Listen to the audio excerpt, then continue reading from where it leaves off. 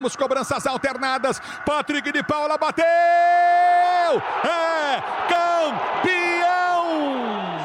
Você tá dando risada aí, né, João Paulo? Né? Você tá feliz da vida aí, né? Tô vendo você aqui. Eu não te conheço, eu não sei se eu te conheço pessoalmente.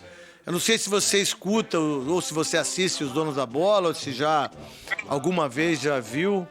Mas eu sempre coloquei você, desde o Vitória, como um dos caras mais visionários em relação... E olha que eu já trabalhei com o Macalé, eu já vi o Borracha, que da época do Juventus foi fenomenal, né? O seu Pupo Gimenez, eu já vi o Donizete, e muitos outros visionários em termos disso. Eu acho que você tem um dom que é um dom divino. Eu acho que o que você ganha é muito pouco daquilo que você representa. É óbvio que isso é uma opinião minha, mas o que você vem fazendo, e eu estava vendo aqui, ó, estava lendo, de 2016, são 76 títulos, 40 você ganhou invicto. E aí, qual que é a minha visão dos títulos da divisão de base? E isso que você faz. Você pode ser campeão, sim, mas você também tem que formar jogador. Você pode formar jogador bons e aí você ganha títulos. Uma balança entre os dois. E você, jovem, né, se tornou hoje, é um cara que dificilmente as pessoas conhecem na rua. É a primeira vez que eu acho que eu tô te vendo.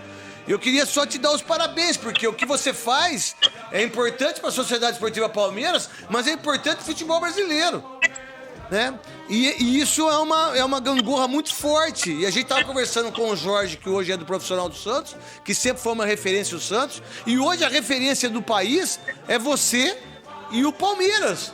Porque o que vocês vêm fazendo, você deixa o treinador, o presidente, o patrocinador e o torcedor palmeirense tranquilo nos próximos 5 anos, que eu acho que esse é o objetivo. Pô, primeiro, muito obrigado por você atender os Donos da Bola e a Rádio Bandeirantes. Fiquei muito feliz de você estar junto com a gente, que eu não te conheço pessoalmente, acho que eu nunca conversei com você, mas sou seu fã, cara. Neto, obrigado. Eu acompanho, sim, seus programas. E a gente tem amigos em comuns, baianos, né? Edilson, Vampeta. Então, a gente se acompanha mais de longe, mas eu agradeço lá os elogios, claro que merecidos devido a tudo que a gente vem fazendo no Palmeiras, né?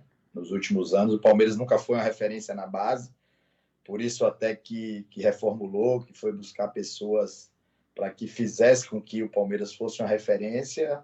E uma das coisas da referência, Neto, que você começa a ter respeito, é imagem, são títulos, são jogadores importantes nas seleções brasileiras de base, que o Palmeiras, nos últimos 3 anos, é o time que tem mais jogadores convocados. Então, assim, e depois a formação como último pilar, né, para que se consolide. E foi o que aconteceu. Eu venho de uma escola lá no Vitória, onde eu fui atleta, joguei junto aí com essa galera, joguei contra Edilson junto com Vampeta, Dida, Paulo Isidoro, aquela geração ali. A gente jogou junto no Sub-20, depois um pouco no profissional. E a gente trouxe um pouco do que a gente fazia no Vitória. O Vitória sempre foi uma referência na base. E é deixar o jogo para o jogador, né, Neto? Hoje a gente tem muito processo, a gente entende que o jogador hoje precisa ser mais atleta, claro, ser mais comprometido, até porque, se olhar na Copa de 70, era 4, 5 quilômetros por jogo que um atleta percorria, e hoje são 12. Mas a gente não pode tirar o jogo do jogador. E aconteceu muito isso no Brasil, né? Dos treinadores, de diretores, de coordenadores, de podar esses jogadores, né? De tirar o que eles têm de melhor, escolinhas também. Então, assim, a gente faz isso na prática no Palmeiras, de deixar o jogo para o jogador. Por isso que você vê aí esses meninos, quando subiram, eles subiram para serem protagonistas, não subiram só para compor elenco. Gabi e também Gustavo Soler.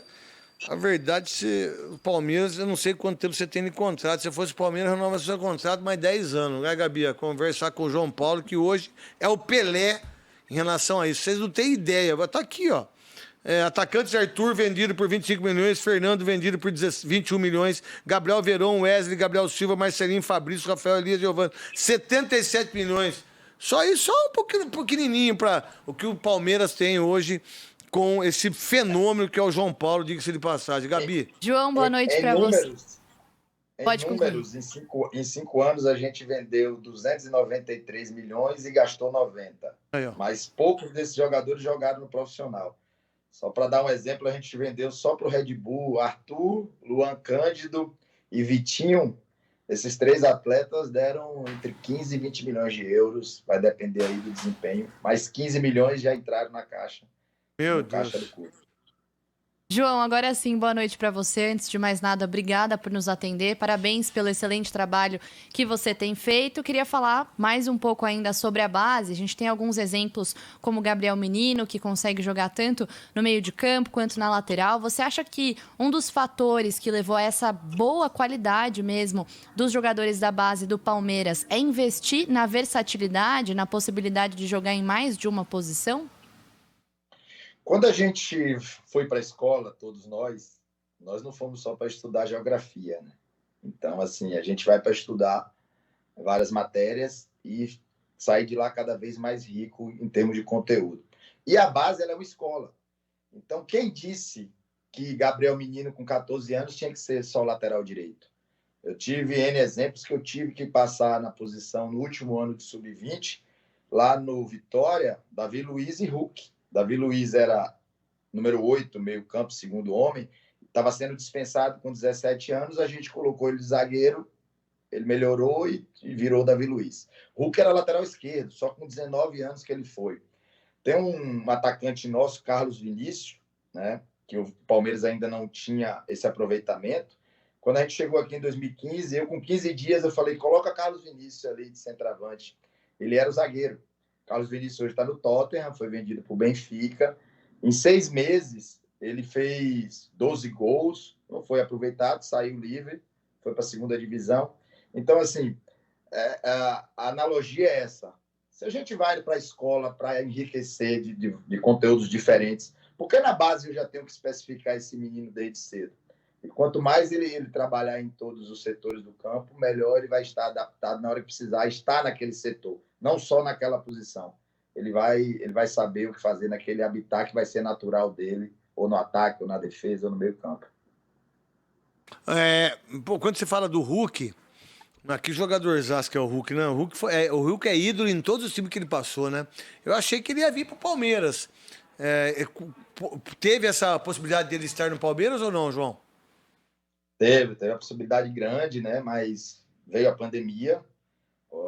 Até 2020 estava praticamente um caminho bem concreto e já alinhado para quando terminasse o contrato dele, mas com a pandemia, todos os clubes, né? E o Palmeiras, que é um clube que arrecada muito com torcida, com seu estádio, perdeu muito dinheiro, mesmo tendo esses títulos, mesmo tendo essas premiações, termina no vermelho o ano.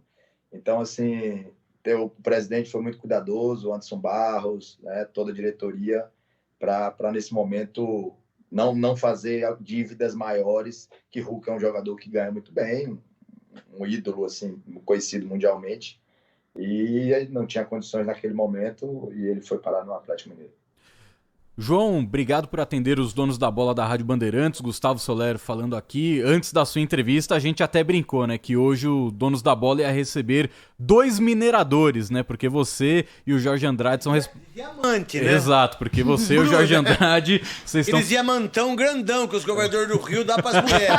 Aí depois eles ficam tudo tornozeleira. Eles não entregam a faixa mais quando eles saem do governador do Rio. Aí o cara vai com o pé e entrega a tornozeleira pro outro, né? E até em cima dessa brincadeira, né? Porque vocês realmente estão fazendo um trabalho sensacional, revelando e formando não só atletas, mas seres humanos, né? Adultos que muito jovens já estão defendendo uma camisa tão pesada como a do Palmeiras. Mas eu queria que você falasse de como era o cenário de quando você chegou ao Palmeiras e hoje, como o Palmeiras conseguiu se tornar essa grande referência na formação de atletas. Primeiro, um abraço para Jorge, é meu amigo desde a época que eu era do Vitória, ele do Inter e do Atlético Paranaense, amigo pessoal de fazer churrasco aqui, apesar dele ser gaúcho, o churrasco do baiano é melhor. Mas quando a gente chegou aqui já estava pavimentado, né? A estrutura já estava melhorando, já estava com esse pensamento de ser uma referência na base. Damiani estava aqui juntamente com o Paulo Nobre, que começou essa profissionalização ali. Depois Maurício deu todo o apoio, um maior investimento para que a gente conseguisse ser o que a gente é hoje. Mas o Palmeiras nunca foi referência. A gente é da base, eu saí de casa com 11 anos de idade, tenho 44, desde os 33 eu trabalho com base e fui um pouco no profissional do Vitória. E o Palmeiras nunca foi referência, e para a gente se tornar isso, a gente tinha que fazer um trabalho muito duro em termos de captação, né?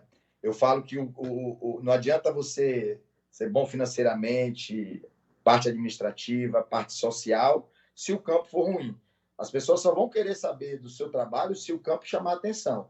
Então, nosso foco foi para o campo. Captação de jogadores, né? E também treinadores de qualidade, treinadores acostumados a ser vencedores, a formar atletas. E foi onde a gente focou bastante. Teve uma mudança muito grande no primeiro ano, de 2015 para 2016. Praticamente 76% dos atletas que estavam aqui foram mudados e outros novos chegando. Então, a gente fez uma troca grande de perfil de jogador, né? E daí em diante, a gente foi começando a chamar a atenção até chegar o momento de parar de vender para a Europa, parar de vender no mercado e começar a colocar. E estava no momento já maturado de acontecer. E isso aconteceu no final de 2009, para o início de 2020 já começar com 10 a 12 atletas vindo do sub-20 diretamente profissional. João, boa noite. Quem fala aqui é Lucas Herrero. Gostaria bastante de saber de você. Primeiramente, um prazer, boa noite. Que você fizesse um balanço. Existe um número de quantos jogadores da base do Palmeiras subiram para o profissional desde que você assumiu todo esse trabalho? E que é importante, né, a gente saber o quanto o Palmeiras tem de jogadores, não só agora, mas desde quando foi iniciado o trabalho. E uma segunda questão. A gente começou a entrevista ouvindo o gol do Patrick de Paula, gol do título paulista do Palmeiras. Joga esse aí, hein? Joga demais. Mais que o Redondo, aquele que era da Argentina. Esse Patrick, ele dá pra jogar de centroavante, meio direito, meio esquerdo, lateral direito, zagueiro, ele só não joga no gol. E se botar no gol, é capaz de jogar. E aí tem um detalhe, né, João? Porque depois do Paulistão, ele caiu bastante de rendimento, inclusive precisou, né, ficar no banco por muito tempo. Hoje em dia não é titular absoluto. Eu queria saber se você teve um papel importante nessa retomada do Patrick de Paula, porque conhece muito bem o jogador, e, enfim, né, se ajudou ele a retomar o futebol, ou pelo menos voltar a ficar centrado no profissional do Palmeiras. Eu vou responder, até porque eu passei por uma situação assim, na prática. Claro que eu não fui um jogador famoso, mas Neto vai saber disso que eu estou falando. Imagine você com 19 anos, em 4 meses, quando você sobe a profissional, faz o gol do título num dos maiores clubes do país, onde você ganha uma premiação boa, não tanto um salário diferente, que o Palmeiras se segura em relação a isso, né? E todo mundo na rua te conhece. Faz parte, os meninos saírem um pouco do rumo. É normal, né? Então, assim, a gente já fez isso. O problema é que a gente, quando olha para esses meninos, a gente quer que ele tenha a mesma cabeça que a gente tem hoje, com 44, 45. Só que quando a gente se enxerga na idade deles, a gente já fez muita besteira. Então, a gente tem que corrigi-los, é claro, mas tem que entender. Foi isso que aconteceu com o Patrick, né? Toda a estrutura do Palmeiras, psicologia, direção, conversou com ele entendeu e depois seguiu o rumo dele, até porque é o seguinte, aqui não dá para vacilar, não. Se vacilar, vem outro e leva, porque Danilo já chegou também tomando a posição dele e com a característica parecida. Então, a concorrência é grande, a mesma coisa eu falo na base. Quer ajuda, a gente vai te ajudar. Não quer, vem outro e toma teu lugar, porque tem muito jogador de qualidade, né? E em termos de números, a gente tinha uma média, né, de jogadores entre 3 e 4, às vezes 2, dependia. O Palmeiras fez um investimento muito alto nos últimos anos em contratação de jogador para mudar o patamar, mas era o momento de chegar e agora o número é muito maior, né? Então a gente tem hoje 40% do elenco formado por atletas da base. Desses 40%, 30% ainda tem idade de junho, né? Por exemplo, no último jogo, dos 17 que estavam no jogo, claro que o time titular, os 10 ainda estão de férias, 11 tem idade sub-20 com 18 anos e um tinha 17. Então, assim, a gente está falando de muitos meninos, só que, como dizia Evaristo, menino sozinho não veste calça de homem, alguém tem que vestir com ele. Então, a gente precisa Os mais velhos ali, do Ótimo. Felipe Melo, do Luiz Adriano, do Everton, e colocando os meninos, mas o número já é bem expressivo. João, queria te perguntar sobre um assunto que apareceu muito, especialmente no ano passado, sobre a criação de um hotel para os meninos da base, né? Isso facilitaria a logística dos treinamentos, enfim, para fazer as refeições no local e não precisar ver essa saída do Allianz, por exemplo, até o centro de treinamento dos meninos da base. Existe alguma evolução nesse sentido? Há uma possibilidade de estreia? Sim, acho que no final do ano que vem, né, a pedra fundamental já deve estar sendo colocada, os estudos, o projeto já foi finalizado, mas devido a essa perda de dinheiro aí do que aconteceu na pandemia, até o final do ano que vem, acredito que já deve ter construído esse hotel, né, mas esse hotel vai ser só para facilitar a logística de descanso do atleta, porque eu adoro deixar o atleta livre. E aqui eles têm liberdade de andar, de pegar metrô, de não facilitar a vida deles. A gente tem que formar o cidadão para o mundo, porque a grande maioria, ela não será atleta do Palmeiras profissional. Vai ter que rodar, vai ter que ir para times pequenos, onde você não tem um staff, onde você não tem um patrocínio grande em termos de material esportivo, que muitos têm no Palmeiras. Então, a gente também faz com que essa dificuldade que eles têm, às vezes, de pegar ônibus para cima e para baixo, vai treinar aqui no CT da Barra Funda no profissional, vai andando, né? Tendo que fazer alguma coisa de escola, vai de metrô. A gente quer formar e quer parar de mastigar para o adolescente, para o atleta. Porque às vezes a gente reclama que esses meninos são muito mimados, geração Z, mas a gente mima eles, né? A gente como clube, a gente como empresário, a gente como pai. E a primeira coisa, quando a gente quer ficar tranquilo em relação a nossos filhos hoje, a gente dá um tablet ou o celular para a gente ficar em paz. Então, ninguém hoje quer brincar com seu filho, quer perder o tempo de ir numa quadra bater bola. Então, a gente também, no Palmeiras, tenta tirar essa culpa, né? Deixar eles se virarem. Quando viaja para torneios internacionais, se a gente vai para a China e só tem pato para comer, coisa diferente, eles vão ter que comer, se adaptar. Eles vão se adaptar ao local, não o local a ele, né? Então, assim, tem essa questão de logística que vai ser melhor para a formação do atleta em termos de recuperação, em termos de descanso. Mas em termos de formação do homem, a gente tem uma logística boa, interessante, para não mastigar, dar tudo mastigado que essa geração agora adora, né? Eu disse, não da sua... que você é um monstro em relação no seu pensamento, até em relação aos filhos. E é isso mesmo. Eu concordo com tudo com você. E não tem a sua capacidade, você é um monstro. Até para os nossos filhos, a gente tinha que não mastigar para eles. E em relação ao Patrick de Paula, eu fiz muito pior que ele. Muito pior. E ele voltou ao normal. E isso é natural. Tanto é que eu critiquei ele só do potencial que ele tem, não do que ele fez. Né? Porque ele joga muita bola. Para mim, ele é Copa do Mundo 2022. Mas é só vamos ver o que vai acontecer. Assim, João, para minha última pergunta para você, e agradecer o seu tempo para nós. Hoje o Palmeiras precisa buscar mais os meninos, ou hoje as pessoas trazem para o Palmeiras, o que facilita muito isso também? Como garimpar isso? Como entender isso também, né? Porque pai de jogador sempre acha que é bom, né? Precisa buscar, né? Porque a concorrência hoje é muito alta. Né? Eu vim da geração lá, e você também, você falou do próprio Donizete. Eu falei com o Donizete essa semana 2 vezes para trazer os jogadores dele. E antigamente o jogador batia na porta dos grandes trabalhos, né? Que na sua época era Guarani, São Paulo, Vasco, Vitória, Matsubara. Então, assim, naquela época a gente ia de encontro. Hoje não. Hoje, além de ter muitas portas, muitos times investindo na base, a concorrência é alta até com times de empresários ou empresários fazendo avaliações. E aí, depois que ele faz a avaliação, ele leva para onde ele tem um melhor caminho. Mas precisa sim, por isso que a gente ataca muito a captação. A gente tem um dado aí que das 20 maiores vendas do Brasil, em termos de valores financeiros, as 14 principais, os meninos chegaram entre 11 e 13 anos. E como hoje a gente perdeu a rua, né? Perdeu esses espaços, públicos, devido à violência. Como hoje o menino já está na tecnologia desde cedo e não quer jogar futebol, a gente fez ao contrário. A gente também vai para a favela, a gente tem um projeto aqui que chama Favela.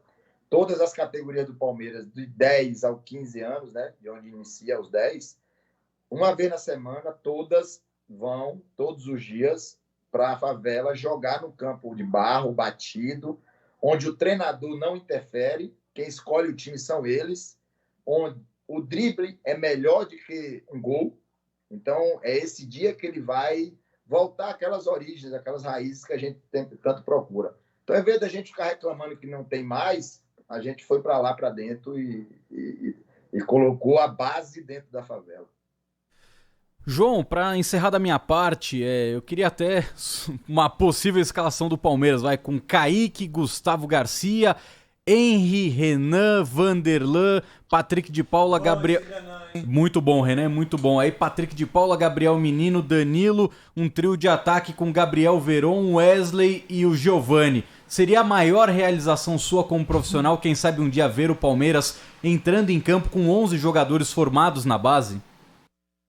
Quase aconteceu. Contra o Corinthians, terminaram com 9, né? Desses 9 aí, mais ou menos quase todos que você falou, mas o que eu fico mais feliz é que todos aí têm ainda 17, 18 anos, só Patrick de Paula e Wesley, que tem 21, Gabriel Menino, 20, e agora também contra o Ferroviário, 11 atletas aí terminados da base, tudo jovens, né? Então, assim, 11 não, 9, mas é o caminho que vai acontecer, porque o Palmeiras, como o Neto falou aí, ele vai ter gerações aí, já que a gente vem trilhando desde o sub-11 ao sub-20, sempre grandes resultados, grandes jogadores de seleção brasileira, jogadores que pulam etapas, que a gente tem dois meninos de 14 anos que são titulares do sub-17. Então, assim, a gente abre caminhos para os prematuros, lá quando a gente fala, né, os diferentes. Então, o Palmeiras vai ter aí gerações aí durante 10 anos aí, se souber cultivar bem e manter, claro. Para encerrar da minha parte, João, queria perguntar para você, desses muitos jogadores da base do Palmeiras que estão atuando no Paulistão, e um deles é o Giovani, esse moleque que vem, inclusive, ganhando muitos elogios do próprio Abel Ferreira, é o diferencial? O que vocês esperam especificamente do Giovani? A Giovani está aqui desde o sub-11, e veio do futsal, é um jogador muito técnico, é um jogador de São Paulo, né? É um jogador que sempre vai para o drible, e é uma coisa que a gente motiva muito eles, né? A sempre driblar, sempre encarar um contra um. Porque quando você bota a Europa, ela vem aqui, vem atrás de Rodrigo, paga 45 milhões de euros, de Renier, de Fernandinho, nosso que nem jogou no profissional, tá atrás de Arthur, que era nosso. Muitos jogadores que quebram essas linhas dos europeus ou de qualquer linha defensiva. Então, a gente não pode podar esse drible. Então, a gente tem Giovani aí, que é igual o Wesley, né? O Wesley é um jogador assim, o próprio Veron.